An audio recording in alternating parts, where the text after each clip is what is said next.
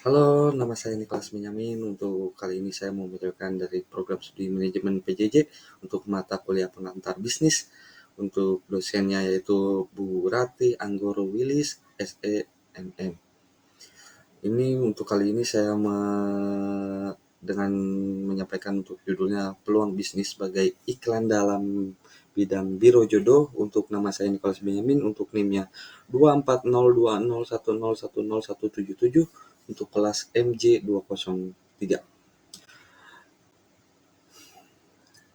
Pendahuluannya yaitu puji syukur atas kehadirat Tuhan Yang Maha Esa, atas rahmat dan karunia-Nya. Penulisan dapat menyelesaikan proposal bisnis ini dengan judul Peluang Bisnis Jasa Biro Jodoh, Solusi Modern Mencari Pasangan Hidup. Dan untuk abstraknya yaitu perkembangan zaman dan tuntutan kehidupan modern mendorong banyak individu memanfaatkan jasa biro jodoh sebagai solusi praktis mencari pasangan hidup. Untuk rumusan masalah untuk yang pertama yaitu tentang sosial modern.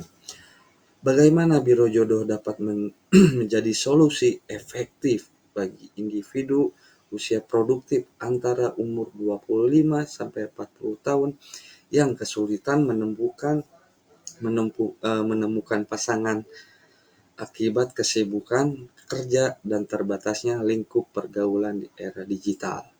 Untuk berikutnya, untuk rumusan masalah kepercayaan publik, apa strategi yang paling efektif untuk membangun kepercayaan calon anggota dalam layanan biro jodoh, mengingat stigma negatif dan kekhawatiran akan privasi yang melekat di masyarakat. Analisa kelayakan pasar untuk pada rumusan masalah yaitu apakah pasar Indonesia khususnya wilayah urban sudah cukup matang untuk menerima layanan biro jodoh premium dengan tarif di atas Rp5.000 per postingan, dan bagaimana potensi perkembangan pertumbuhan dalam 5 tahun ke depannya untuk biro jodoh halaman saya ini yang mau disampaikan. Dan untuk tujuan dan sasarannya, untuk yang pertama saya akan menyampaikan untuk tujuannya. Tujuan yang pertama untuk memperkenalkan orang dengan orang lain lawan jenis antara pria dan wanita yang benar-benar mau menjalani hubungan yang kedepannya akan lebih serius. Dan berikutnya untuk yang kedua, menyediakan platform profesional untuk mempertemukan individu single yang serius mencari pasangan dalam lingkungannya yang aman dan terpercaya. Dan yang ketiga, membangun usaha jasa perjodohan yang profitable dengan tingkat keberhasilan yang tinggi dan menjadi citra yang positif di masyarakat. Untuk sasaran utama yang pertama yaitu yang mau saya sampaikan yaitu mempermudah orang yang tidak mengerti aplikasi dating apps. Jadi yang pertama yaitu untuk modern sekarang itu untuk biro jodoh, kayak misal untuk aplikasi digital untuk biro jodoh yang semisal contohnya Tinder maupun Bumble maupun yang lainnya, kebanyakan orang ada yang mengerti dan ada yang tidak mengerti. Nah, kali ini saya yang menyampaikan untuk biro jodoh jasa ini yaitu yang tidak mengertinya. Kebanyakan orang-orang itu tidak mengerti aplikasi cara alur kerja aplikasi tersebut. Di situ saya memanfaatkan orang yang tidak mengerti itu melalui apa? Jasa biro jodoh yang melalui aplikasi Facebook. Lantaran apa? Aplikasi Facebook itu udah lumayan lama orang mengenalnya. Sampai anak kecil pun di umur SD pun pasti tahu aplikasi Facebook.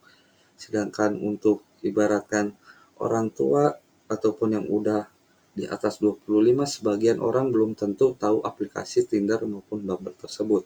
Jadi saya di sini mempermudah cara mempertemukan individu satu dengan individu kedua. Dan untuk yang kedua yaitu orang yang tidak mempunyai cukup waktu untuk mencari jodoh karena halangannya yaitu oleh pekerjaannya. Jadi ada sebagian orang tersebut selalu single lantaran apa? Lantaran waktu dia bekerja, ada yang sampai pagi sampai malam, begitupun sebaliknya. Jadi untuk di lapangannya itu untuk mencari kriteria jodohnya itu susah lantaran terhalang oleh pekerjaan waktu. Jadi di sini saya mau membuka ide bisnis biro jodoh di halaman Facebook. Dan untuk berikutnya, untuk cara alur kerjanya untuk biro jodoh yang saya mau jalankan tuh tersebut, yaitu yang pertama, si user harus mengkontak ataupun mend-DM di Red Messenger kepada admin biro jodoh tersebut untuk menyampaikan bahwasan saya ini single mau mencari pasangan hidup, dan admin pun akan meresponnya, dan admin pun akan meminta data diri bukan berupa foto KTP, melainkan data diri berupa tulisan, semisal nama, agama, untuk kota si user tersebut, dan untuk kriterianya seperti apa, terus juga untuk pekerjaannya apa, umurnya berapa, itu akan ditanyakan oleh si admin tersebut kepada user, dan tidak boleh menolaknya lantaran apa? Untuk kriteria si pencari jodoh lainnya. Maksudnya apa? Di halaman Facebook saya tersebut yang biro jodoh ini pasti bukan dilihat user cuman buat bikin postingan. Terkadang yang nyarinya juga mau melihat, semisal usernya tuh tersebut si cowok dan yang melihat postingan itu si cewek. Jadi apakah sesuai dengan kriteria si penglihat si cewek ini?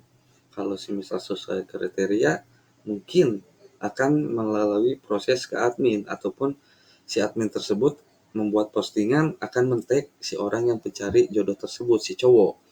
Dan si postingan tersebut akan dipublikasikan langsung dan menunggu jeda beberapa saat, kayak semisal 1 jam 2 jam untuk membuat postingan berikutnya.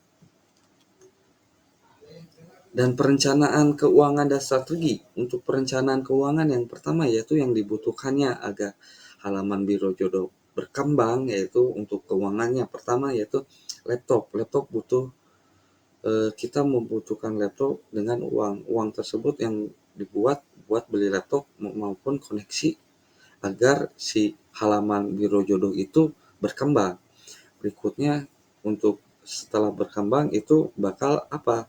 Bakal menghasilkan keuntungan dari yang pertama itu, yang semisal yang per postingannya itu 5.000 per postingan itu satu orang 5.000. Kalau semisal channel tersebut ataupun halaman Facebook tersebut berkembang. Terus juga untuk kalau semisal masih tahap awalan itu mungkin si admin tidak akan mengenai biaya. Biaya apa? Biaya per postingan. Lantaran apa? Bagaimana membuat cara halaman tersebut ramai? Yang mungkin kita harus mengeluarkan waktu dan tenaga. Gitu.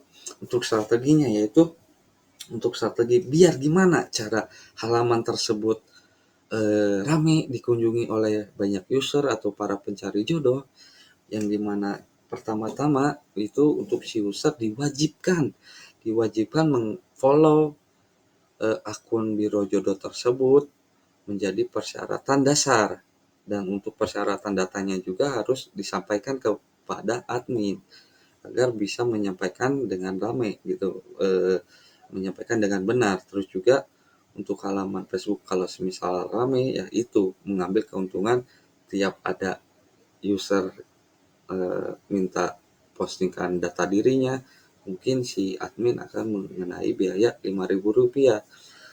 Dengan cara apa Rp5.000?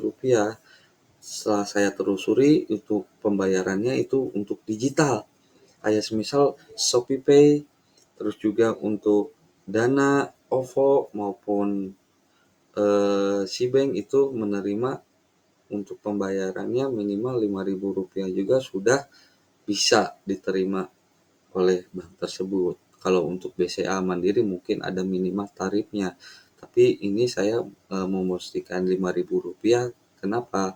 Harganya terjangkau. Beda dengan platform lain yang ibaratkan untuk menjadi premium itu harus mengeluarkan biaya minimal 50.000. Kesimpulannya, untuk kesimpulan cara mendapatkan keuntungan dari jasa biro jodoh yaitu ya ini, jika halaman Facebook biro jodoh tersebut banyak dikunjungi oleh para user dan pengikutnya banyak dan sudah menjadi kepercayaan oleh banyak user, maka si admin tersebut mendapatkan tarif biaya per postingan ataupun ibaratkan memungut biaya kepada user sebesar 5.000 per postingan. Dan postingan tersebut tidak akan langsung dipublikasikan. Dan postingan itu dijeda 1-2 jam karena apa?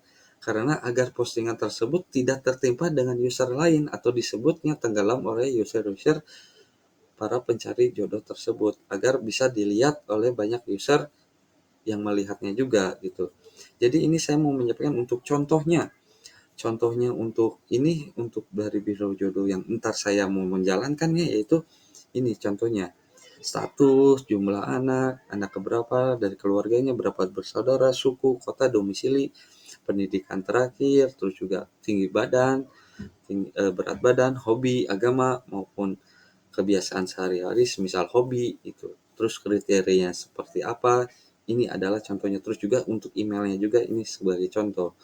Ini terus saya untuk fotonya juga itu sebagai kewajiban agar bisa menarik user yang sedang mencari juga gitu tanpa memosting.